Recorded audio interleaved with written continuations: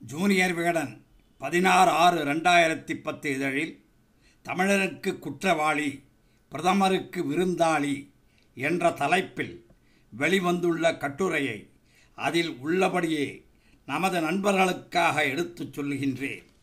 தமிழனுக்கு குற்றவாளி பிரதமருக்கு விருந்தாளி. இலங்கையில் தமிழனின் ரத்தம் குடித்தவருக்கு இங்கே சிவப்பு கம்பள வரவேற்பா என்று உரக்க கொந்தளிப்பு கோஷங்கள் எழுந்தபோதும் ஜம்பன்று தன் மனைவி மற்றும் அமைச்சரவை சகாக்கள் சகிதம் டெல்லி பூமியில் இறங்கி ராஜ மரியாதை வெற்றிருக்கிறார் ராஜபக்சே. அவரை போய் பார்த்த தமிழக எம்பிக்கள் குழு என்னதான் சாதிக்க முடிந்தது என்ற கேள்விகளையெல்லாம் தாண்டி விறுவிறுப்பாக அலசப்படும் சர்ச்சை டக்ளஸ் தேவானந்தாவின் வருகை. இலங்கையில் ராஜபக்சேவுக்கு சாமரம் வீசி அவர் மந்திரியாக இருக்கிறார். ஆனால் இங்கே பல வழக்குகளில் தேடப்படும் குற்றவாளிதானே இந்த டக்ளஸ் தேவானந்தா.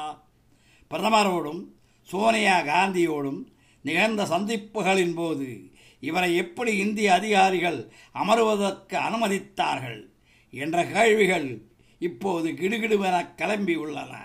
இதற்கு முன்பு 2008ஆம் வருடம் ஜூன் மாதத்தில் இதுபோலவே ராஜபக்சே டீமில் ஒருத்தராக வந்து இந்திய பிரதமரோடு டக்ளஸ் கைக்குலுக்கி இருந்தாலும் முள்ளிவாய்க்கால் கொடுமைக்கு பிறகான இப்போதைய வருகை சமத்தியாக சூடு கிளப்பி இருக்கிறது. இலங்கையில் பாரம்பரியம் மற்றும் சிறுதொழில் மந்திரியாக இருக்கிறார் டக்ளஸ் தேவானந்தா. இந்தியாவில் எப்போது எப்படி அவர் தேடப்படும் குற்றவாளியானார்? கிடுகிடு கிரைம் ரிப்போர்ட் வாசிக்கிறார்கள் அப்போதைய தமிழக போலீஸ் அதிகாரிகள். 80களிலேயே விடுதலை புலிகள் இயக்கத்தின் எதிரிதான் இந்த டக்ளஸ். பிரபாகரனோடு பெரிதாக விரோதம் பாராட்டி வந்தார். இலங்கையில் இருந்து இங்கே வந்து தங்கியிருந்த நிலையில் புலி இயக்கத்தினர் சிலருக்கும் டக்ளஸ் தேவானந்தாவின் ஆட்களுக்கும் சென்னையில் அடிக்கடி வம்பு தும்புகள் தொடர்ந்தன. சூளைமேடு ஏரியாவில் தங்கியிருந்த டக்ளஸ் தேவானந்தாவை போட்டுத்தள்ள ஒரு கட்டத்தில் புலிகள் முடிவெடுத்தார்கள். மக்கள் மத்தியில் புலிகளுக்கு அபிமானம் வளர்ந்து வந்த நேரம் அது. 1986ஆம் ஆண்டு நவம்பர் 1 தேதி டக்ளஸ் தேவானந்தா தங்கியிருந்த சூளைமேடு வீட்டை பொதுமக்கள் திடீரென முற்றுகையிட்டனர், கற்களை வீசினர்.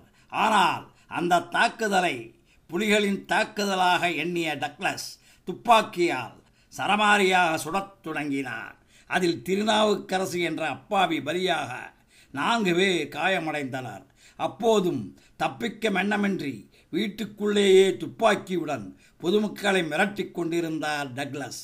அப்போது சென்னை கமிஷனராக இருந்த வால்டேர் தேவாரம் அசுரகதியில் ஸ்பாட்டுக்கு வர அவரிடம் சரண்டரானார் டக்ளஸ். சில மாதங்களில் ஜாமீனில் வந்தவர் 1988ஆம் ஆண்டு நவம்பர் மாதம் அண்ணாநகர் ஏரியாவைச் சேர்ந்த சிறுவனை சில லட்சம் ரூபாய் பணம் கேட்டு கடத்தியதாக அடுத்த வழக்கு. அந்த வழக்கு கீழ்ப்பாக்கம் போலீஸ் ஸ்டேஷனில் பதிவானது. டக்ளஸ் வளைக்கப்பட்டார்.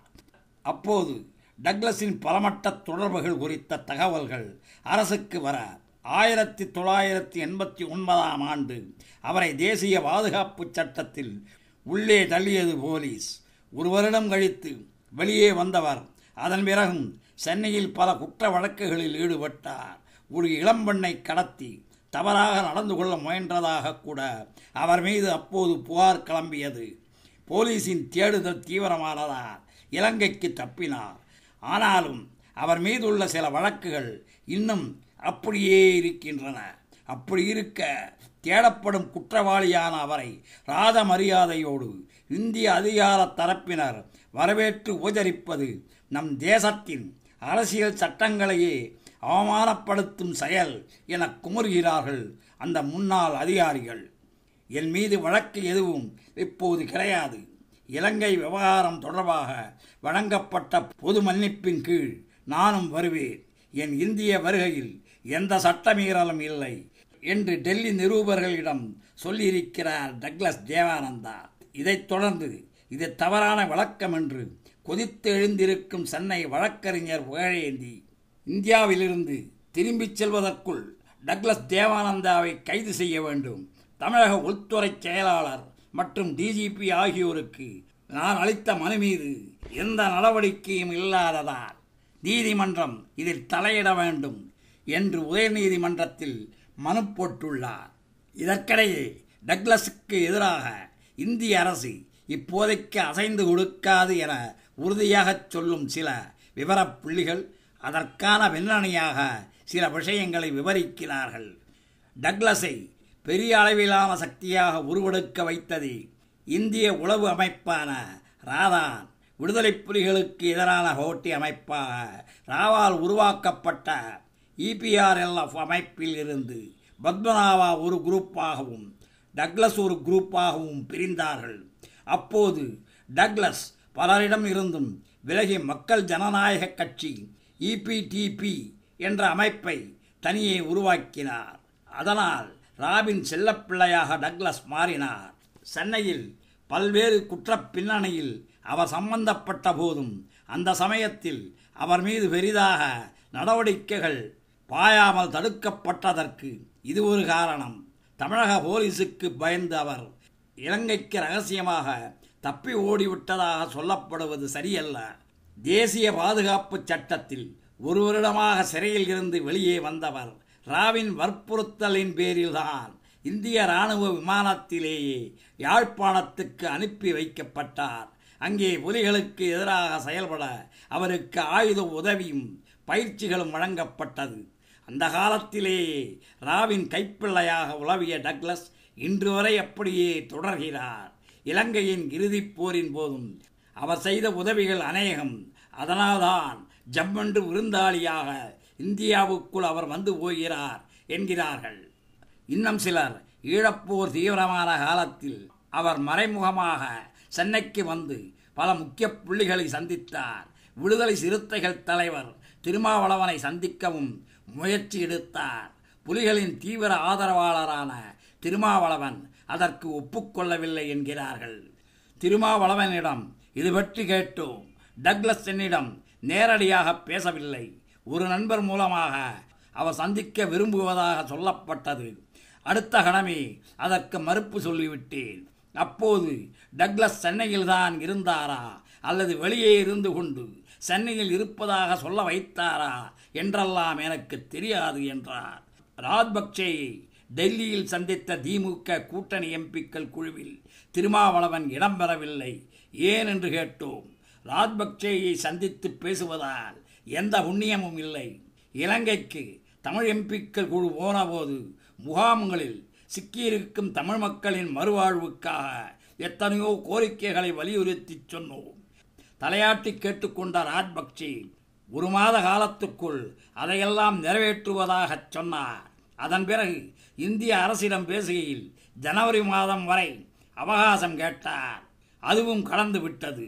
அதுபோல இந்திய இலங்கை நாடுகளுக்கு இடையிலான புதிய ஒப்பந்தங்கள் மிருகவெறி பிடித்த இலங்கையின் வளர்ச்சிக்காக பயன்படுமே தவிர தமிழர்களுக்கு எவ்வித நன்மையும் நடக்கப் போவதில்லை. இந்த ஒப்பந்தங்களின் உருப்படியான ஒரே விஷயம் இலங்கை சிறைகளில் இருக்கும் தமிழர்களை தமிழ்நாட்டுக்கு அனுப்புவது குறித்த உடன்படிக்கை மட்டும்தான்.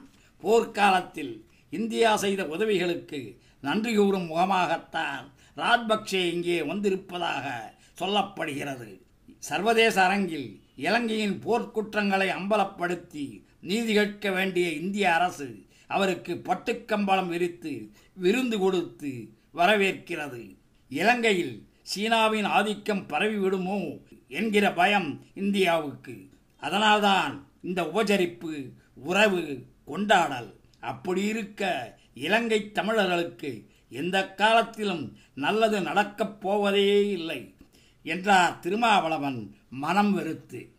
இந்த கட்டுரை வெளிவந்திருக்கும் இதே நேரத்தில் தமிழக விடுதலை புலி ஆதரவாளர்களின் விபரீத செயல் பற்றிய செய்தியும் பத்திரிகைகளில் வெளிவந்துள்ளது. சென்னை திருச்சி ரயில் பாதையில் விழுப்புரம் மாவட்டம் விக்கிரவாண்டி அடுத்த சித்தணியில் 12/6/2010 அன்று அதிகாலை டெட்டனேட்டர் வைத்து தண்டவாளங்கள் தகர்க்கப்பட்ட இடத்தின் அருகே பிரபாகரன் தம்பிகள் என எழுதப்பட்ட கடிதம் ஒன்றை அதிகாரிகள் கண்டெடுத்துள்ளனர். கடிதத்தில் இந்திய அரசே இரத்தவெறி பிடித்த ஓநாய் ராஜபக்சேயின் இந்திய வருகையை கண்டித்தும் தமிழின அழிப்புக்கு துணை போன இந்திய அரசையும் தமிழ்நாடு அரசையும் கண்டிக்கிறோம். தமிழர் இனியும் மௌனம் காத்தால் புரியாது நமது மௌன வலி. இவன் மேதகு பிரபாகரன் தம்பிகள் என்று கடிதத்தில் எழுதப்பட்டுள்ளது. பிரபாகரன் தம்பிமார்களுக்கு நான் சொல்லிக்கொள்ள விரும்புவது, வேண்டாம் இத்தகைய விபரீத செயல்கள். பொறுமை காத்து இலங்கை தமிழினம் வாழ அறவழியில் போராடுங்கள். 1000 தடைகள் வந்தாலும் அகிம்சை வழியில் போராடுங்கள். நீங்கள் வெற்றியை நிச்சயம் அடைவீர்கள். வேண்டாம் இந்த விபரீத செயல்கள். நன்றி, வணக்கம்.